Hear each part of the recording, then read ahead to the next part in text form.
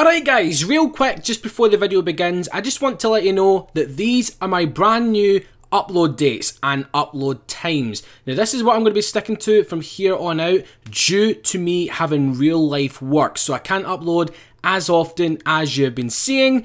But what we're going to be doing is uploading on Monday, Wednesday, Friday and Sunday. 2 reviews and 2 builds during the week. So I hope you guys are alright with that, but right now, thank you very much for the support and enjoy the video.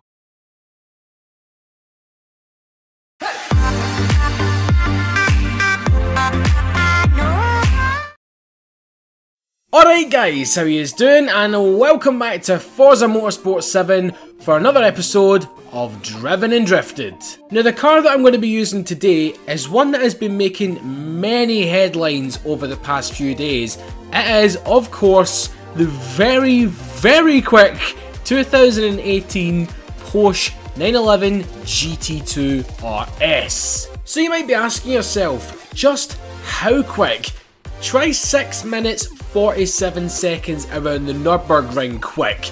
That's 10 seconds faster than its hypercar brother, the 918. That just boggles the freaking mind, seriously. It's also around about 5 seconds faster than a Lamborghini Huracan Performante, which was the previous production car record holder, which is just bonkers, man. And on the inside, that red theme continues. Now this is obviously a hark back to the old GT2 RS, which I love very dearly because it's an absolute monster. Not as much as a monster of this, I imagine, no. It's got a nice little stripe on the steering wheel, which is always good, and it has obviously got a PDK transmission. But anyway, let's hear how this 3.8 litre twin turbo flat 6 sounds.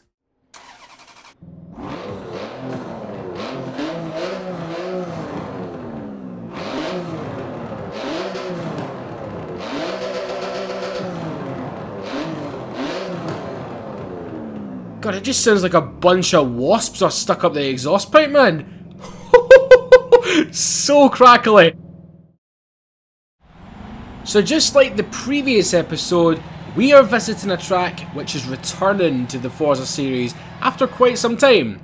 Suzuka. Oh yes, it's one of the best drifting tracks in the world, and just a general badass track overall.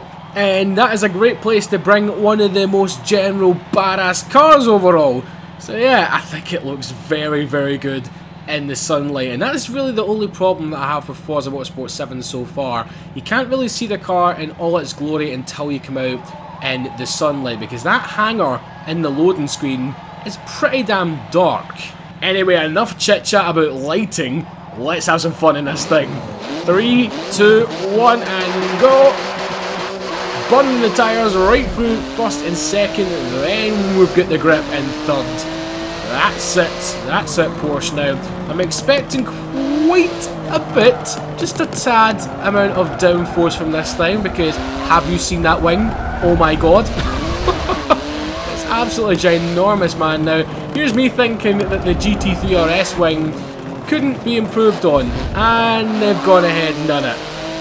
Freaking bonkers now. As I said, the overall look of it is just awesome. It really is. And in this red, it just pops like a freaking cherry tomato, man. It's a crazy, psychopathic, cherry German tomato.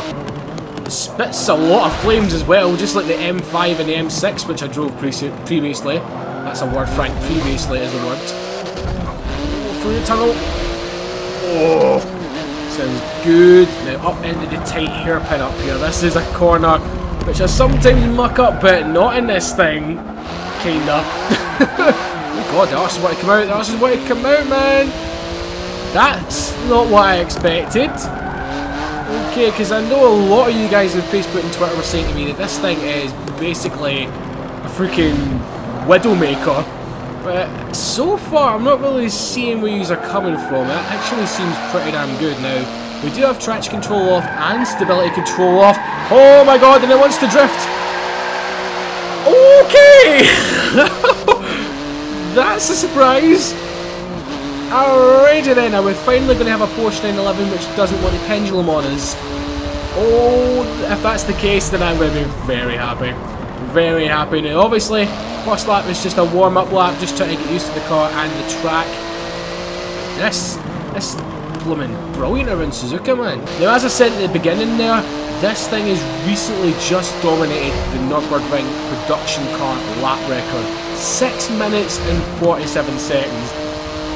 That's bloody mental. Seriously, bloody mental. Just consider the fact this thing is rear-wheel drive, and all of basically the other cars that have really got under 6 minutes is 4-wheel drive, like the 918, the Lamborghini Huracan Performante.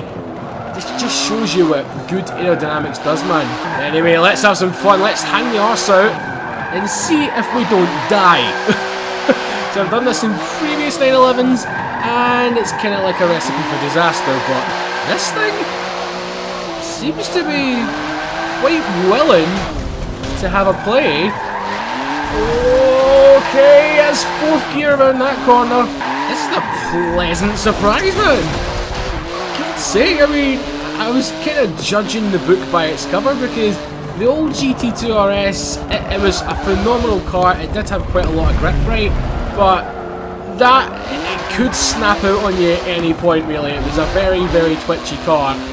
But this thing, it's kind of bipolar. I've mentioned that in a few videos, but this thing is pretty damn bipolar, as much as bipolar as you can get, because if you want to make it grip, you can make it grip, and then all on its own, it just comes out like that, man. I mean, look at this! Look at that! If I'd done that in any other Porsche 911 with that amount of angle, I would be in that wall right now. God, I salute you, Porsche. In turn 10 especially. What the hell have you done to make this thing so good? Alrighty then, let's talk some numbers now. As previously mentioned, this has a twin-turbo 3.8 litre flat 6, pumping out 691 horsepower and 553 foot-pounds of torque. 0 to 60 in the game is 2.9 seconds, and yet again in the game, a 216 miles an hour top speed. Now, if that is true in real life, then I think that means it's going to be 5 miles an hour faster than the 918, which I think is limited to 211. It also weighs 3,197 pounds, or if you're here in the UK and Scotland, that is 1,450 kilograms, which is not too bad. It could have been a little bit lighter, but I am not complaining, because it definitely delivers, man. Break. Oh, they are astonishing as well, man. Through the few corners round here. Just can't go over how lively the rear end is, man. It's so uncharacteristic for a freaking GT RS grippy machine. Look at that! What? Oh my god, mate!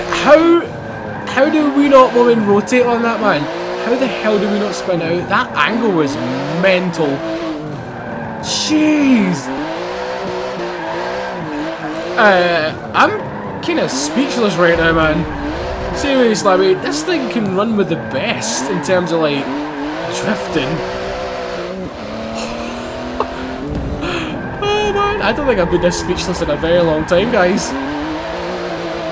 God's sake. So before we get to the hot laps, I'll just give you a wee round off of my first impressions of the car. Now, the speed is amazing, the acceleration is pretty damn good, the grip is bloody monstrous, seriously, when you want it to be, but then, if you want to be an absolute drifty hooligan, just kick the clutch, and bada bing, bada boom. Such a freaking weapon, I love it. So on to the timed lap around the Top Gear test track now. I must admit, this thing was pretty damn scary to drive around here, even with traction control on and stability control on now. We've seen what it was like in terms of getting the rear end out in the drifting bit right there, but around this track you can sense that it still wants to kick out. But anyway, coming up to Chicago, relatively smooth around here, a little bit understeer I remember, but as soon as you got onto this straight away, the thing just absolutely flies. It's got the downforce, and it's got the tremendous brakes for Hammerhead, as you can see right here. But the only problem with putting traction control and stability control on is the turning. It was noticeably a lot more understeery, but yet again I'm making it fair to all the cars, so I'm putting it on. And the sounds from this thing on the replay camera, oh my god, the pop-pops are insane. And coming through the follow through right there, that was pretty damn scary, I'm not gonna lie either. Just heading for the grass and into the last two bends, wiggling its hips a little bit there and into gambling, slamming on the brakes hard, cutting the corner a tiny bit and across the line. So then, the 2018 Porsche 911 GT2 RS went round the track in 1 minute 14.474.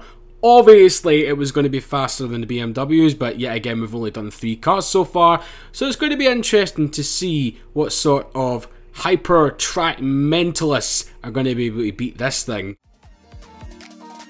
So in conclusion, I really like this car, and I didn't expect to due to all the negativity surrounding it on Twitter and Facebook, but that just goes to show you need to try a product for yourself, or in this case a car, in order for you to know if you're going to like it or not. I love its two-tone personality, just gripping and sliding, and just the overall feel of the thing. It does make you feel special. So let me know your thoughts and opinions on the brand new 2018 GT2 RS in the comment section below, guys. I'm really intrigued to find out about this one. And also, if you haven't already, subscribe and hit that little notification bell to keep updated on all my latest videos. A wee like is always appreciated, guys, and thank you very much for the continued support. So have a fantastic day, guys, and I'll see you in my next video. Bye bye.